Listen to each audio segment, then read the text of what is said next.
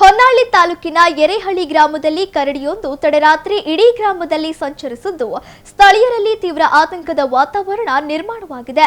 ಎರೆಹಳ್ಳಿ ಗ್ರಾಮದ ಬೀದಿಗಳಲ್ಲಿ ಕರಡಿಯು ಮುಕ್ತವಾಗಿ ಓಡಾಡಿರುವ ದೃಶ್ಯಗಳು ಸಿಸಿಟಿವಿ ಕ್ಯಾಮೆರಾ ಹಾಗೂ ಮೊಬೈಲ್ ಫೋನ್ಗಳಲ್ಲಿ ಸ್ಪಷ್ಟವಾಗಿ ಸೆರೆಯಾಗಿದ್ದು, ಕರಡಿಯ ಓಡಾಟದಿಂದ ಜನ ಭಯಭೀತರಾಗಿದ್ದಾರೆ.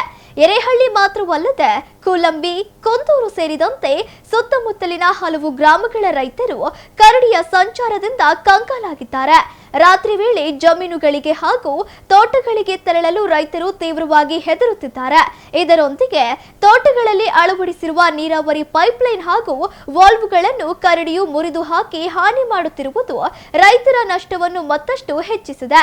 ಜನವಸತಿ ಪ್ರದೇಶಕ್ಕೆ ವನ್ಯಜೀವಿಗಳು ಲಗ್ಗೆ ಇಡುತ್ತಿರುವುದರಿಂದ ಯಾವುದೇ ಅಹಿತಕರ ಘಟನೆ ಜರುಗುವ ಮುನ್ನ ಅಧಿಕಾರಿಗಳು ಎಚ್ಚೆತ್ತುಕೊಳ್ಳುವಂತೆ ಗ್ರಾಮಸ್ಥರು ಒತ್ತಾಯಿಸುತ್ತಾರೆ.